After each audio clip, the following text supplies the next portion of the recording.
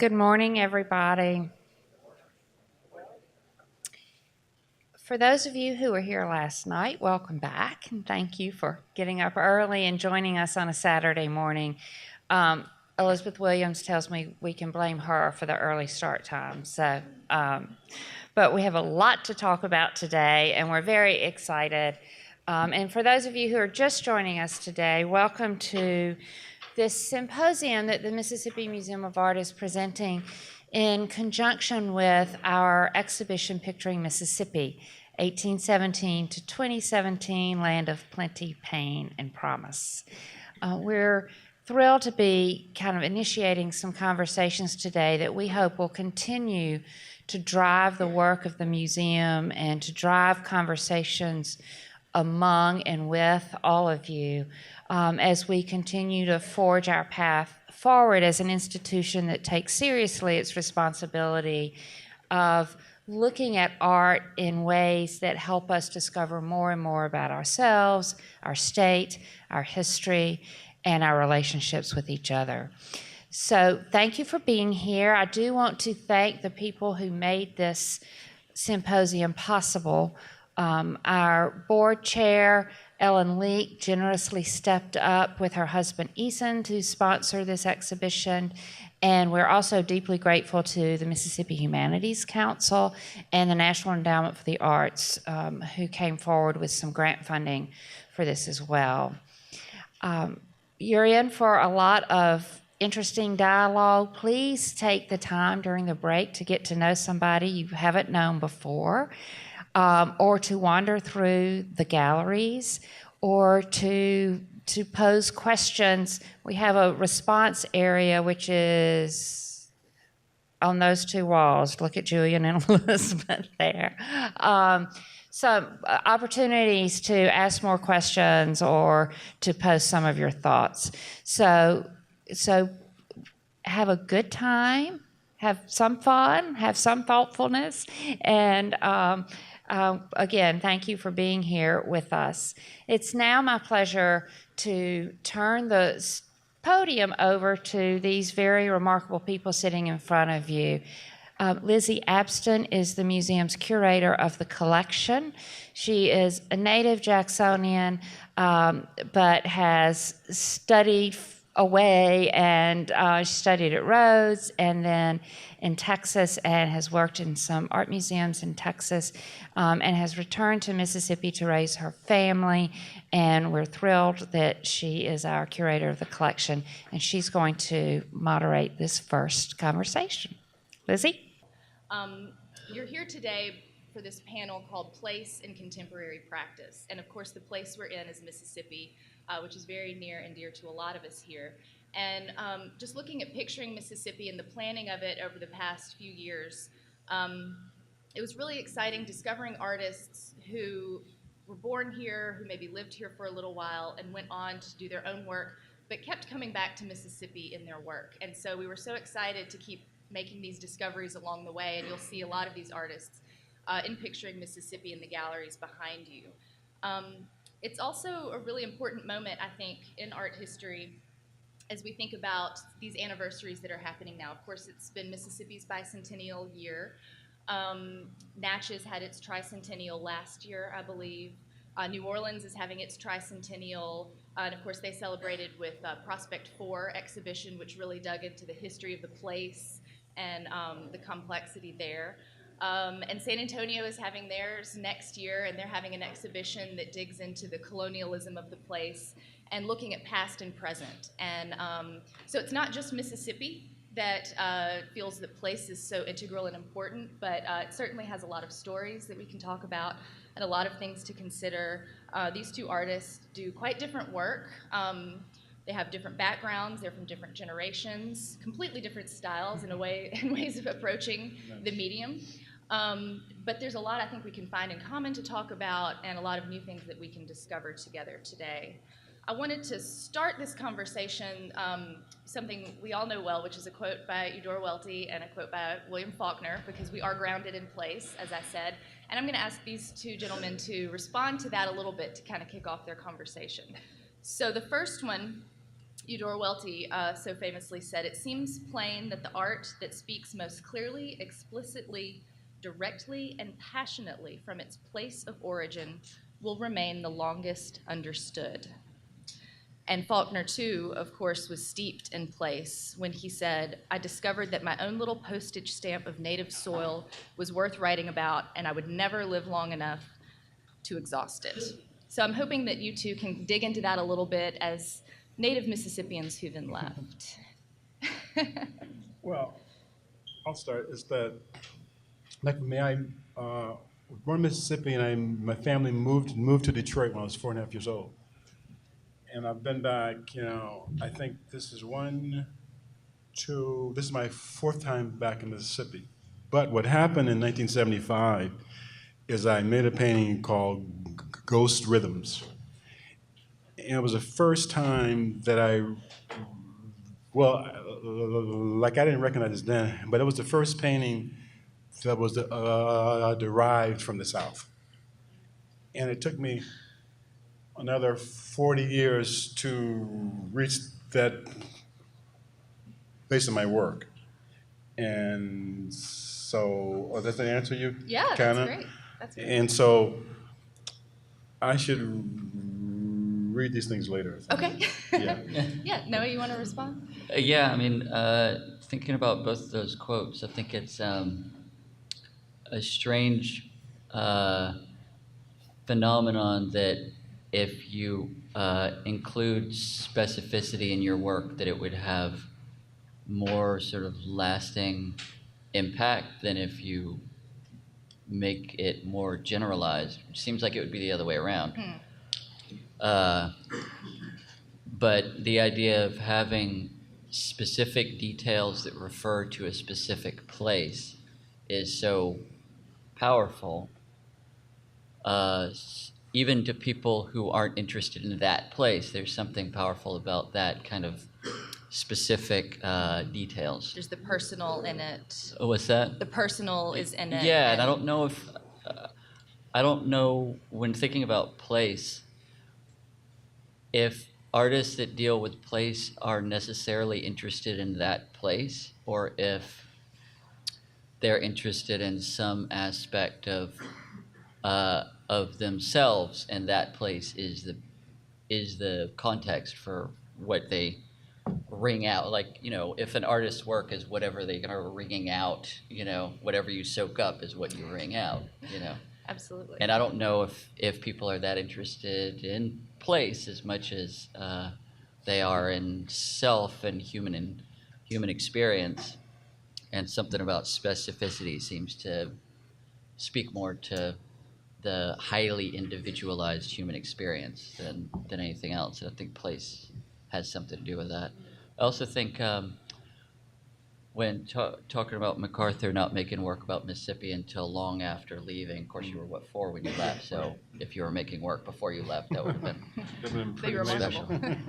But I think there is something in artists that a lot of times don't start making work about where they come from until long after they've left.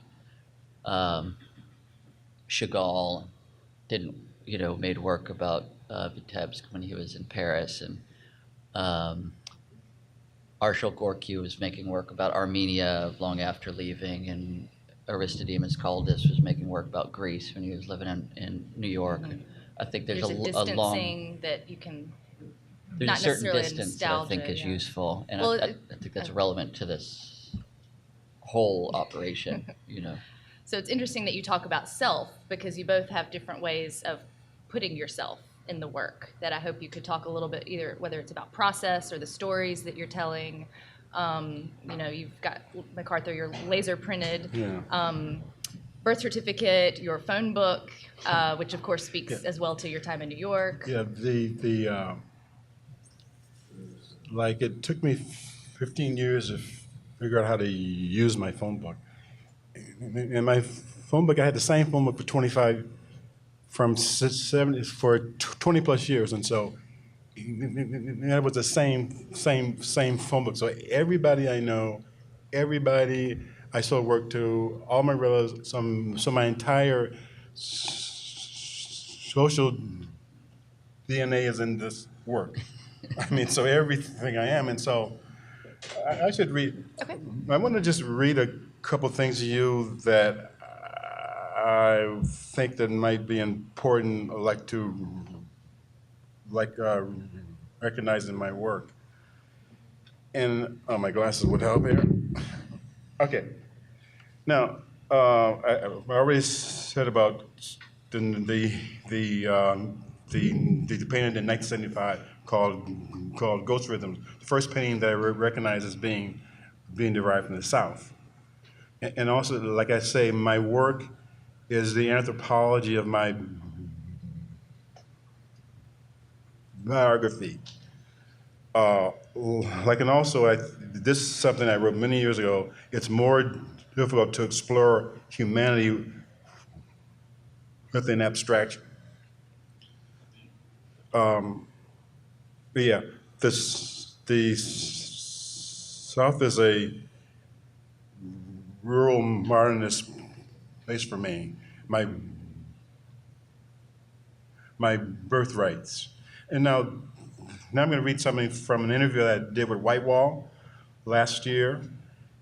And I'm just go through it and tell you and read a couple of things that I think might be like very relevant to right now. I already took by my phone book. Um, yeah, I said, and this is about younger artists. It's not so much about the solitary genius working by himself, but I think for a good painter, a good painter has to challenge what history is. It has to do with what kind of emotion can you rise up to in your studio every day. And you're very much using that language of abstraction and modernism, but incorporating this grid Yeah, yeah. in a completely new way, The putting yourself underneath underneath, Yeah. like the the the detail. the here images with your that phone book. like the images that come from the painting. I call I call the underconscious of the work, and that's something. Oh yeah, uh, like about working every day. It's a desire, but then desire becomes a need. Hopefully, this is how I live. The emotional content is the one thing that's hard to sustain. It's thick and it's a powerful emotional tool. You challenge yourself every day. Like every day I come to the studio, I choose somebody and I beat the shit out of them. Cy or Jasper, many others.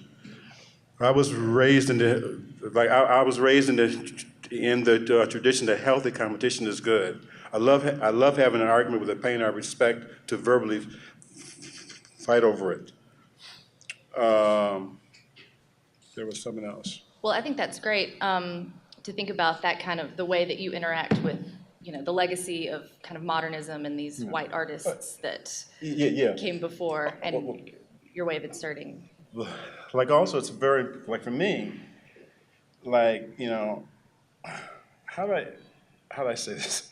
It's like I'm in it for the race in terms of, and that's a funny thing to say because it's not because it's like it's like that's an isolated thought, but like in the studio, I challenged the idea, and this is kind of a larger thing that I've been dealing with for ever since I finished graduate school in '73, is that it's like the challenge to me is that is it was African sculpture the beginning of modernism.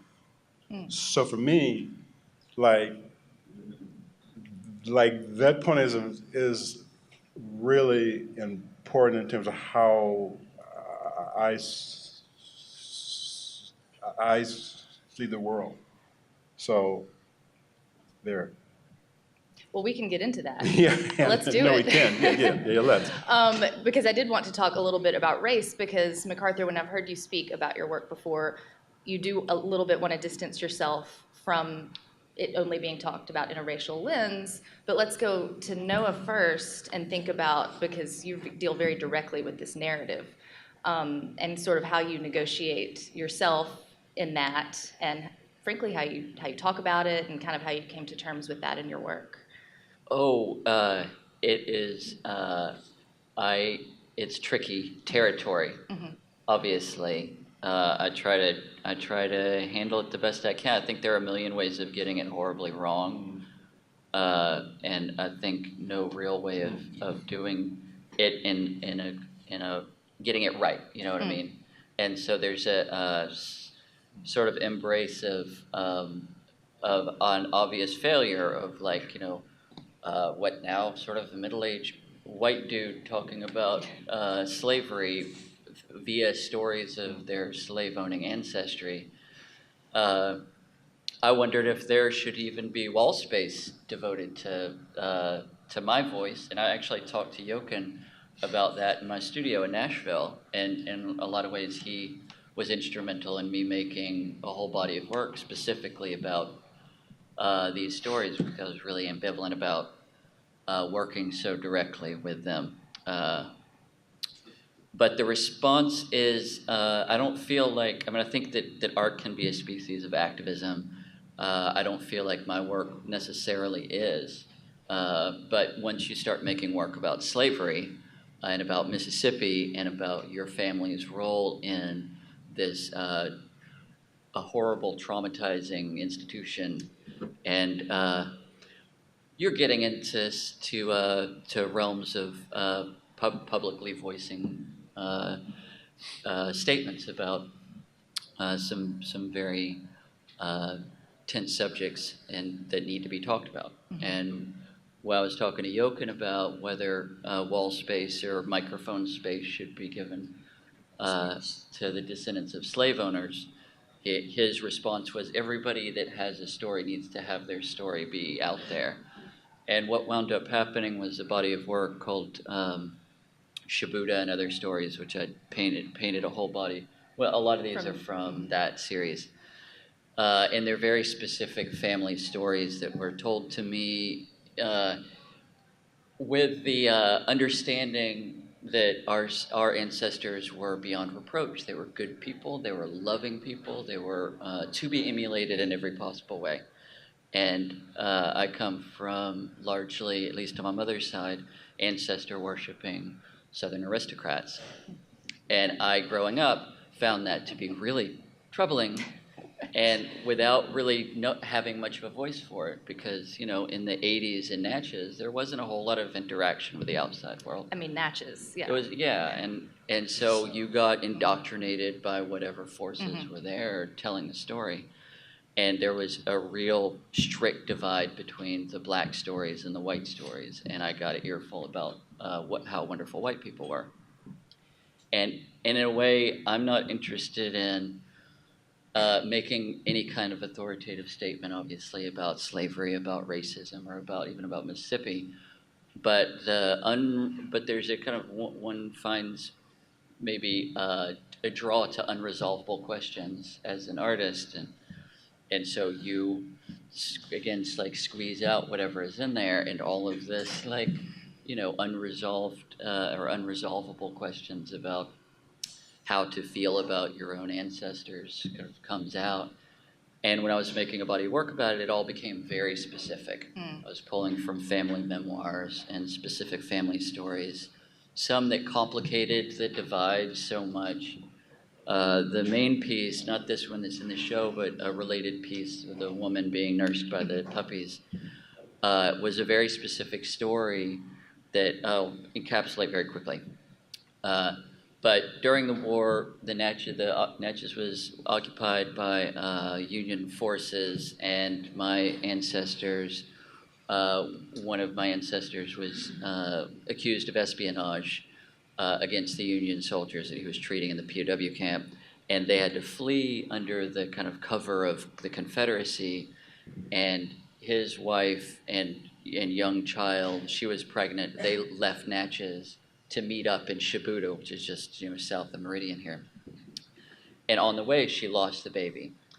And on one of these plantations that was sheltering them, her breast got really engorged, risk of infection set in, and their black nurse, which was how it's referred to in the memoir, but she was a slave, she and the other slaves on this plantation brought their dog puppies to her to relieve the pressure in her breast, thus sort of saving her bodily. And it's a horrible story. Everyone is suffering, but it is complicated by all of the overarching stuff. She's an aristocrat trying to keep people enslaved who are then helping her, all in under the setting of war. And so it's trying to tell a story like that. You wind up talking about place. But I think ultimately, a lot of times when place is discussed, it really comes back to self. And I think MacArthur's work is a lot about, like, places. I don't want to speak for him, but place seems to be a kind of secondary or tangential kind of aspect of talking about self. With you, it's a lot more like this self in an abstract context, which is unique. I think the self is usually outside of that. Yeah, I mean the like the like a challenge to me all takes place in the studio. Like my place is the studio, and and I want to just share, like me and this, like for the last 7 years. Like when I'm in the studio, and I'm in the studio every day, I arrive at 7, I work at my 8, and I stay between 2 and 3. And I don't listen to any music, I don't read anything, I don't so from my practice, everything is going out, there's nothing going in.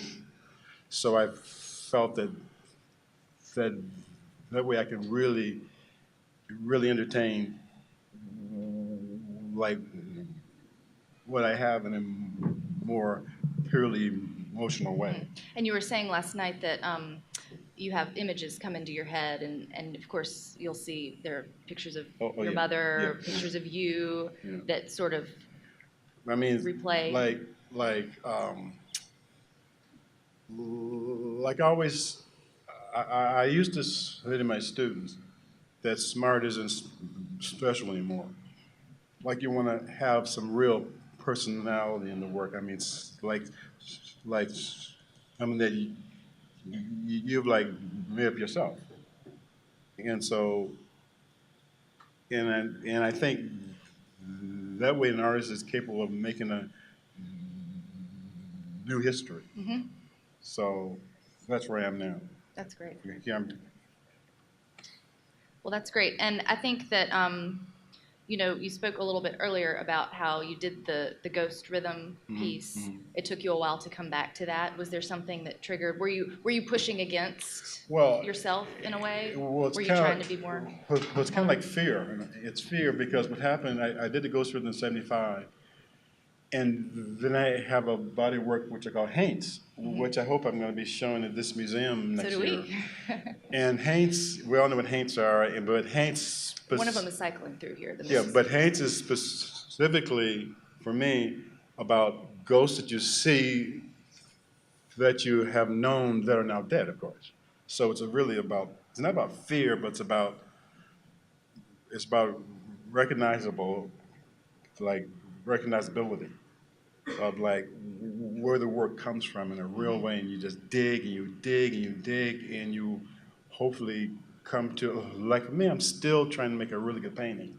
So, that's my goal, is to make a really good painting. Some people would say you've made a few already. Well, no, like for me, I just think that, like, by not, loving your own work, it just keeps the inner challenge, alive. And for me, working in the studio, that's the hardest thing. That's the hardest thing to really be alive in this continuity with the work. And so do you think accessing yourself and making the work about yourself help with that, keep it alive? Because when I think about Oh, yeah, hopefully. when I think about like geometric abstraction, it's so often so much about like getting rid of the self and like putting the ideas out front and like Yeah. and like minimizing the self. But that's the opposite of That's what you're doing. well, like what I'm trying to just bring everything. I have this idea about a body of work which I haven't started yet, and it's called All the Things I Am. So, like for me, I want to put everything that I am in this, like each painting. So it's like It's a scary place to be. But- it's like very scary, but it's also very rewarding, like super rewarding. And Noah, did you feel that way when you dug into these Shibuda stories? Was that, I know you did your Natchez, Natchez Bluff. the Bluff. Yeah. Was that kind of your first grappling? You have some Sun Worshippers pieces. Sun Did worship. it sort of build up to? Yeah, the Sun Worshippers were, that was for a little show that I did in New York 3 or 4 years ago. And those were the first, I started working with Southern ancestral stuff back when I was at Glasgow, like 20 years ago. So you went But very far away. a lot of those were more portrait based. The carte de And visite. the Sun Worshippers were more narrative, but they were sort of obliquely about the same story, which I found really captivating. But they were a lot more kind of coded and mythologized in a way. And so this was a lot more. Natchez Bluff was a lot more narrative and straightforward, and then the Shibuda paintings were as prosaic as I could get them, but as literal as I could get them.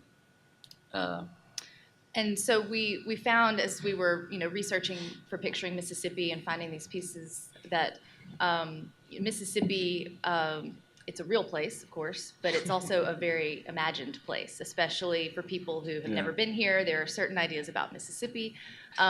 Did you find in leaving and the work that you do now, when people who are not from the South or from Mississippi, how do they react to sort of these types of stories? And are they enamored by it, or do they question it? What's the push?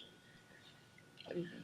I sometimes had the feeling that like some people almost didn't even believe that Mississippi was an actual place that you could go to. Like they knew it in their brain, It's on the map. but it was more like a cautionary tale kind of story, Fantasy. like an Atlantis or something like that. Like the idea that you could actually just go to Mississippi Yeah. and actual people are living there, like doing stuff. I think there are some, a lot of time it's just sort of like.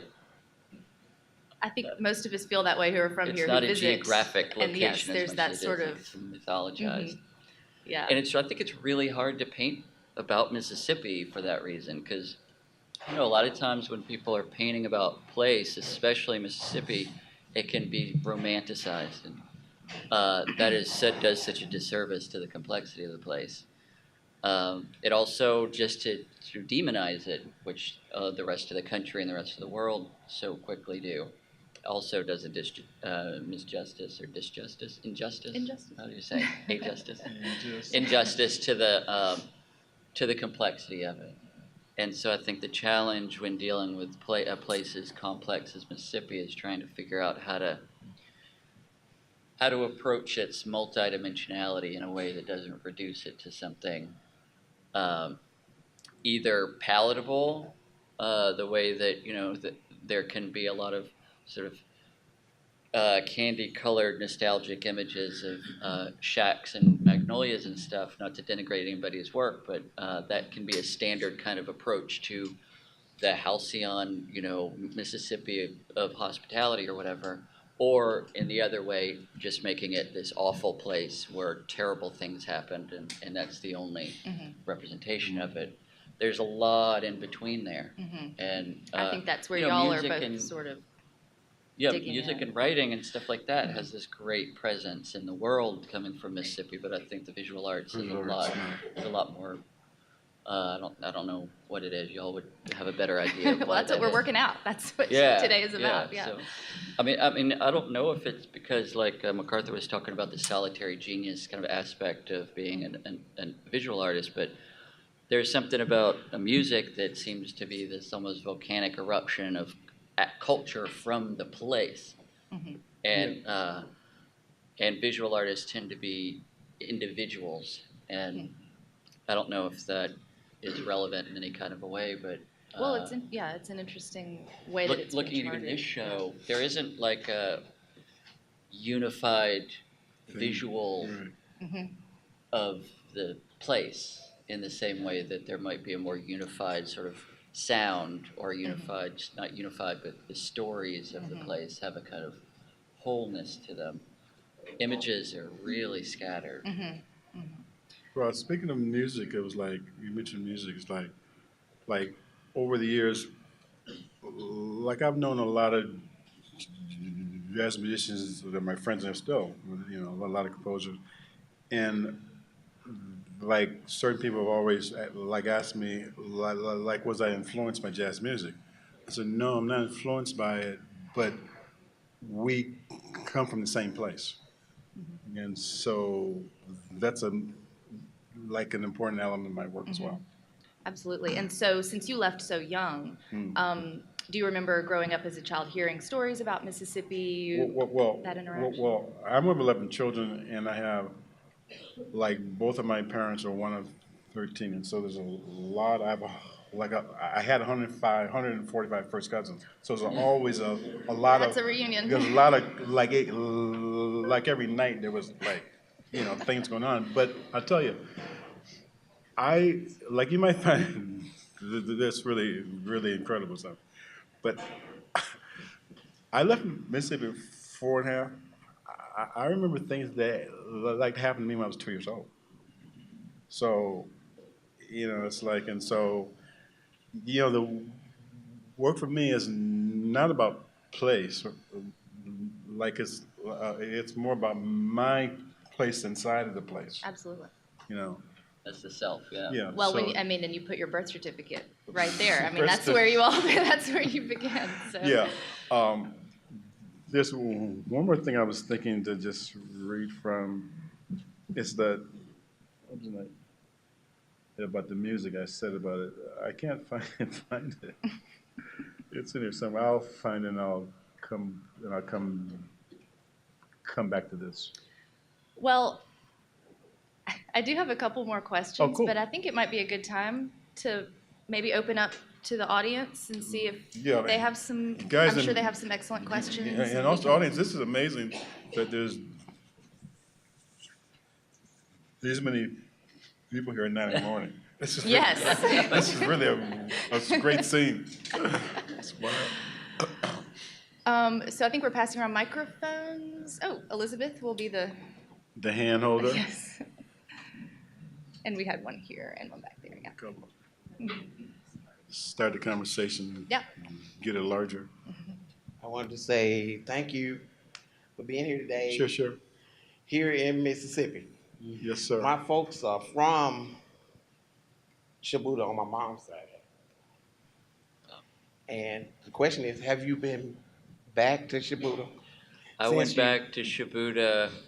I would say back. I'd never been to Shibuda before, but I went through on the way from Nashville to New Orleans a couple of years ago, and I stopped off there because I had been researching it. There was a lot of research involved in all these things, and I stopped off in Shibuda, and there's not. I was looking for the hanging bridge there because that's what always comes up when you look it up online. And found it, but it was blocked off, and I wasn't going to go out there. But what are your memories of Shibuda? My memories as a child was I heard of the word Hanks there, and I said I would even explore it when I grew up, and for that painting to be here, I think it opened up a door. I've traveled as far as Shibuya to Europe, sang in the Mississippi Mass Choir. So this is just a place where I was born. Thank you so much. Speaking of haints, my grandfather came from Pelahatchie, Mississippi, and so he wasn't from an aristocratic kind of blood lineage. He was more of a country farmer type. And on his tombstone, he had engraved, "I was here and now I hain't." So if you're in Natchez, you can find that tombstone. It's that Southern Gothic That's humor great. we love. He was grim. He was That was grim. nice. Okay. Hi, this question is for Mr. Binion. When you have a desire to kind of put out in this Okay. process that you're describing, Right. what is the desire that you see in the audience who's looking at what you put out? Or do you think about that? I don't think about that. It just makes the painting more complicated for me to think about that. Like, even though I'm aware of it,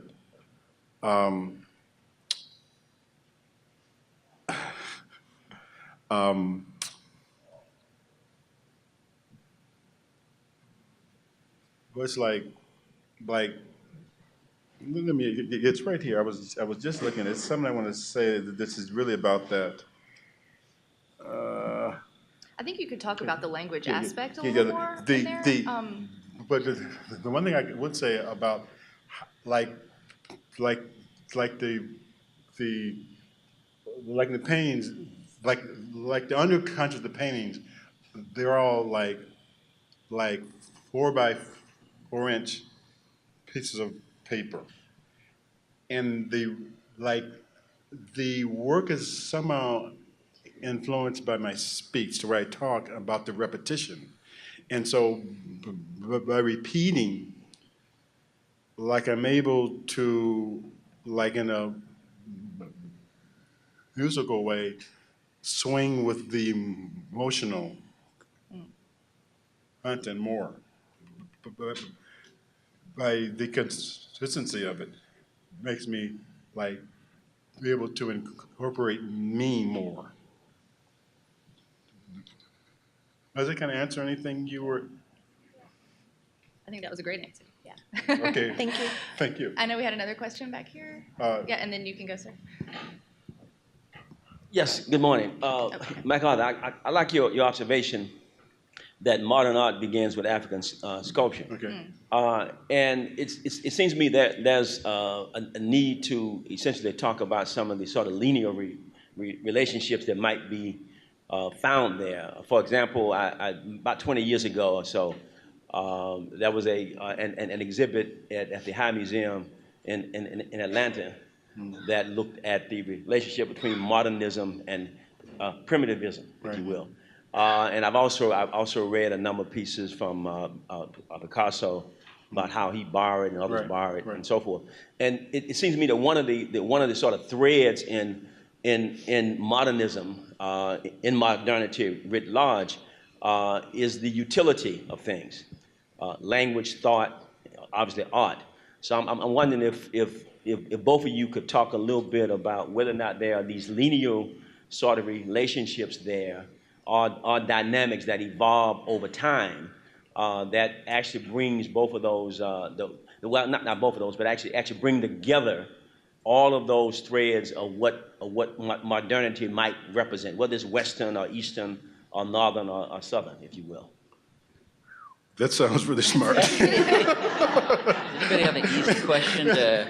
That's a great question. I mean, my first response, just in terms of my own work, is that the stories that I'm drawing from sort of pushed me toward a direction that is consistent with maybe Sienese painting in the 16th century, 15th century, long sort of epic narratives played out in painting, which is, I mean, the idea that some deviant form of history painting would be relevant in any kind of a way in the 21st century seems like improbable.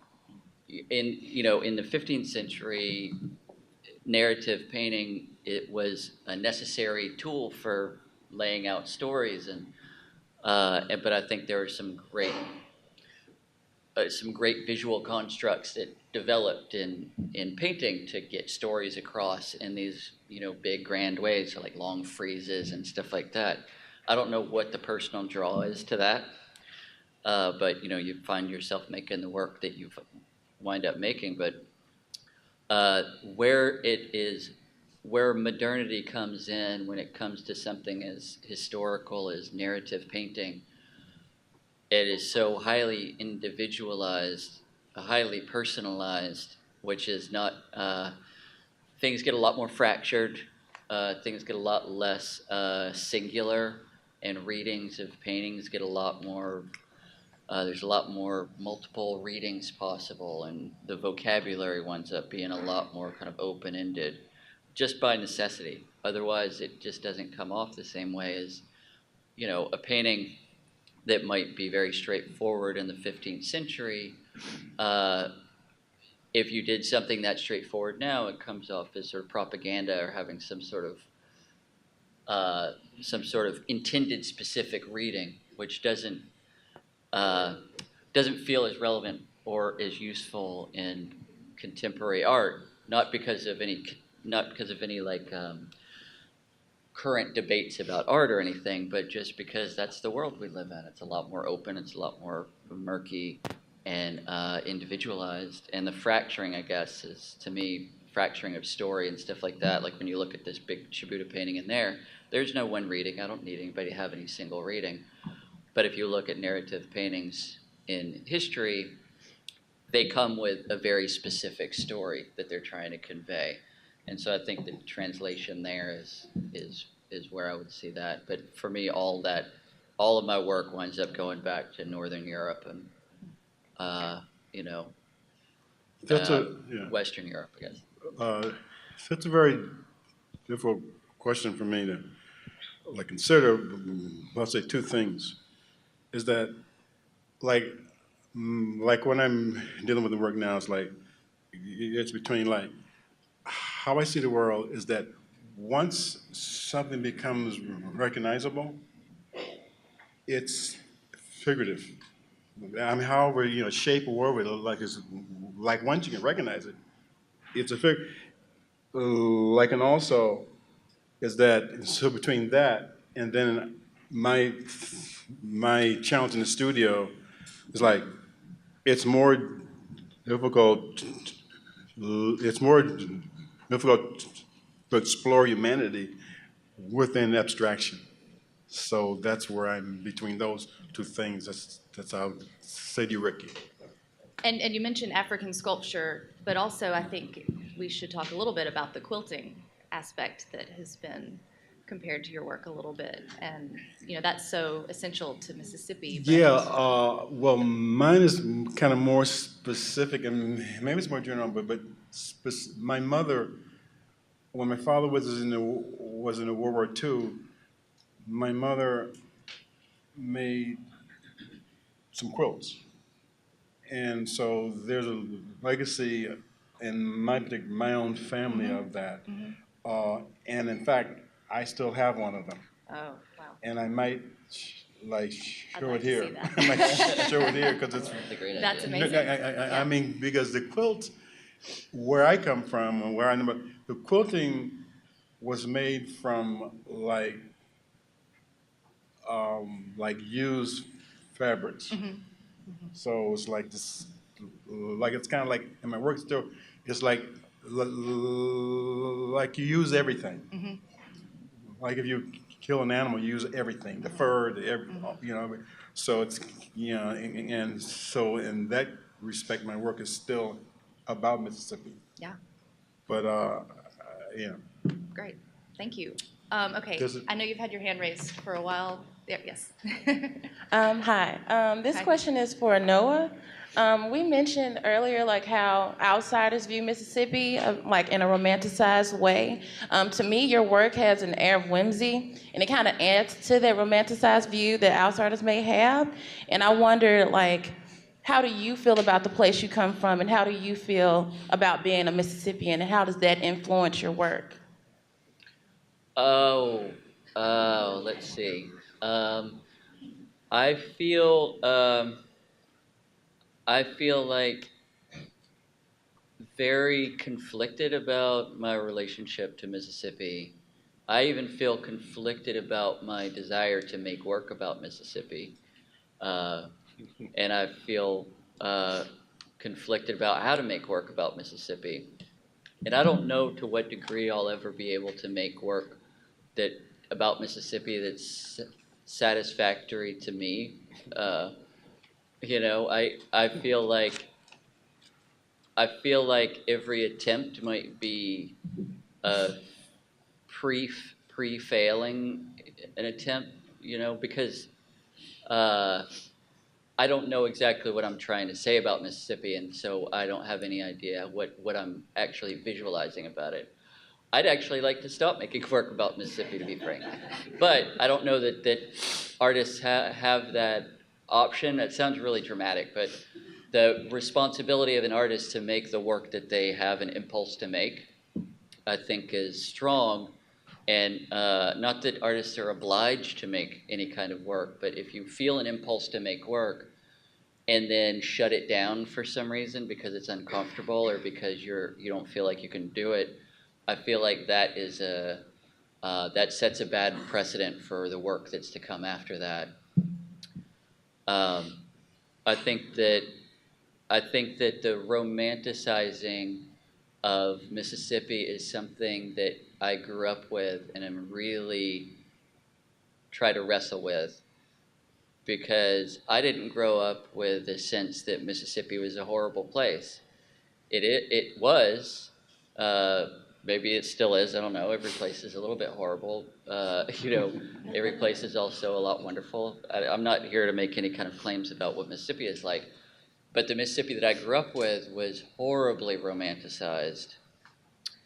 Unquestionably, it was pathologically obsessed with a version of itself that never existed except for maybe a handful of extremely privileged white people, and that was the story that it told about itself. And when I go to make work about it, that still comes out, not because I believe it, but because that's what's soaked in, and I don't like to see that come out. I hope that other things that come out with it are help to kind of complicate that or make it more meaningful than that. The stories, I think, are they're not easy to swallow stories, and but at the same time, I think about like Kara Walker's work or Carrie James Marshall work and work that I really love by African American artists, and it's a different kind of voice that can be used. The voice that I have to use almost feels unfortunately steeped in romanticism, and I'm trying to kind of undermine that as I go. But you can only kind of do what you can do as you go along. Thank you for that. Cool. Thank you. One Do you more? have time for? Yeah. I was just going to ask about the process of making and how that comes into creation of meaning, specifically in the way that you guys are both exploring surface and the construction of surface through layers. And so maybe if you could talk about like your process in actually making these and thinking about how meaning is coming through in the surface of the paintings. That's a hard question too. All these questions. Well, you are can hard. talk about medium as well. I think plays into for yours. About surface. Well, to be very, very simple about it.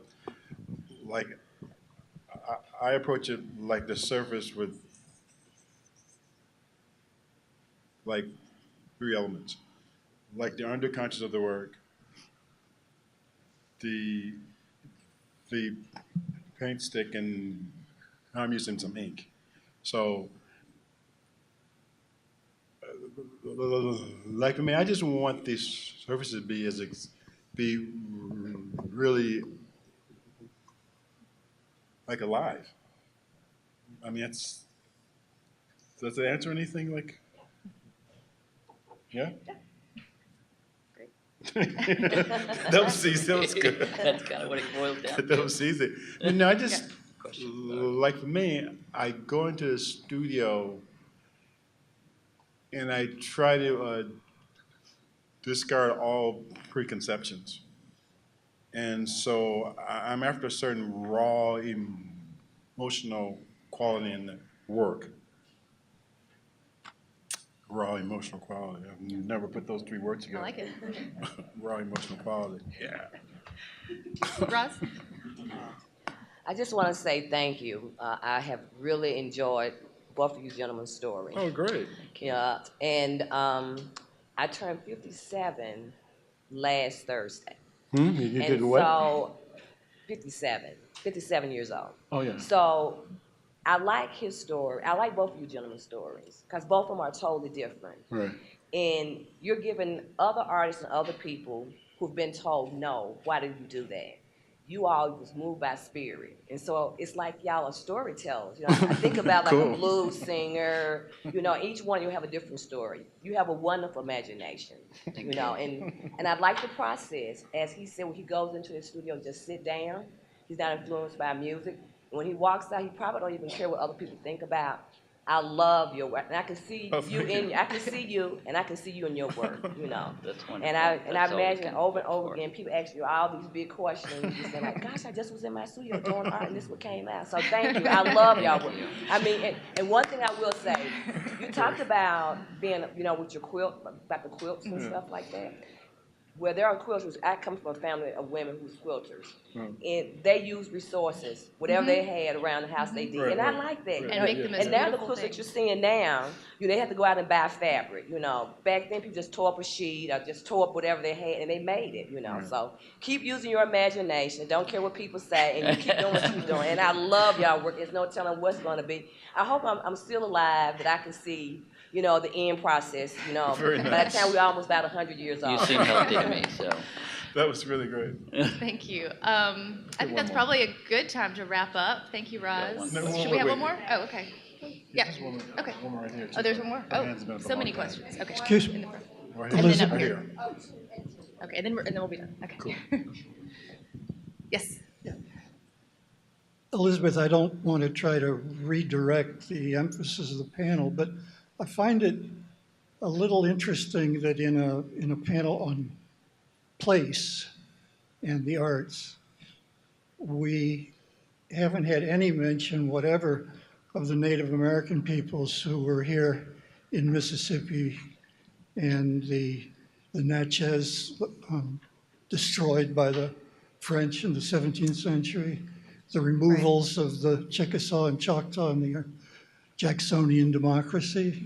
The Mississippi gave its name to an entire culture of Native American, long-lasting culture with a great many artistic and civil kinds of structures that, and I just wonder if with all this emphasis on the more recent past and the arrival of Europeans and enslaved peoples with the Europeans, and maybe even before Europeans, who knows, the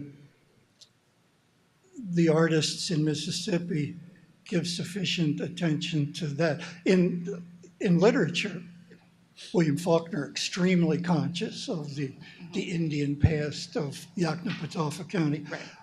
Eudora Welty, also many references to that culture. In the visual arts, is that something that anybody's concerned about? Absolutely. Thank you for asking that, because we knew it was an issue that we needed to address, and we were hoping that we could talk about it today as well. If you look in the first galleries here, you know, we go roughly chronologically for this exhibition, but we don't want to shy away from the fact that the Native people were here long before any of us were. And we have these moments in the galleries. We have this Benny Andrews piece, Mississippi Trail of Tears, that directly confronts that history, and he's rethinking these ideas about, what do these images look like as Catlin painted them, that are a bit romanticized and ignorant of the history, the reality of the Trail of Tears. We have Jeffrey Gibson a little further down. He is not a native Mississippian, but he is a member of the Mississippi Band of Choctaw, who looks kind of at his whole identity on a kind of a global scale. He was an Army brat that lived in a lot of different places, but came to realize that that his identity as a Native American was very central, and so the sharecropper piece pays homage to his grandparents, actually, who worked in Mississippi. And this panel today of these artists, we weren't trying to shy away from that conversation, and actually Noah. Interrupt, but that first panel is the Natchez Indians being slaughtered by the French at Fort Rosalie. And some of the symbolism you use as well has that native imagery. There are lots of mounds, burial mounds and stuff like that. But I think that's a great question and one that needs to be explored. Y'all are doing And work we'll have on Jeffrey that. Gibson here later in the year as well. So, we're hoping to expand this conversation as well to include those voices that are not present today. But we hope that in some sense, through Noah's work a little bit, but through the native voices that, we can continue to have that conversation as well. Yeah. Yes, you've been waiting. Mr. Binion, Mr. you left Mississippi as a toddler, but you have memories of your childhood.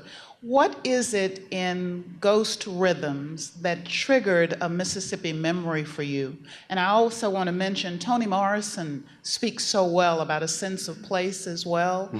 And what triggered a Mississippi memory in Ghost Rhythms for you? What triggered it was the most simple answer I would say was like self-discovery. But how do I answer this? This is a question that I'm still answering. And the work, what was more like the painting that I did made me reference my background. So I made the painting when I was 28 or 29, and so I personally think it takes, 25, 30 years of working hard to really realize like who you are in the work. So,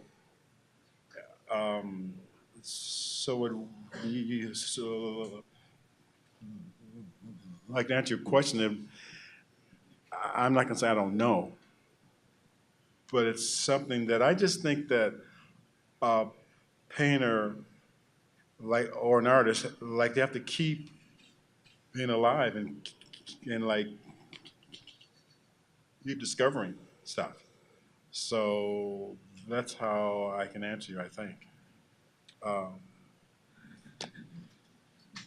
Great. Well, thank you so much. You're welcome. Thank you, two of you. And I think we had some great questions. And to remind you as well, on either column here, we welcome you to scribble on a Post-it your takeaways, some salient points from today that you appreciated that will stick with you.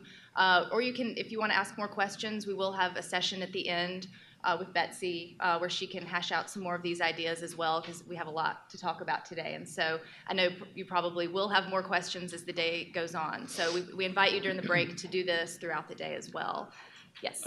I just wanted to do a quick thank you to you and Carther and everybody that is involved in this whole symposium. It seems like really contributing to the quality of life in Mississippi and the dialogues between people. I think it's very well done. All the artists, it's a real privilege to be a part of it. Well, thank you both for being here. Really appreciate it.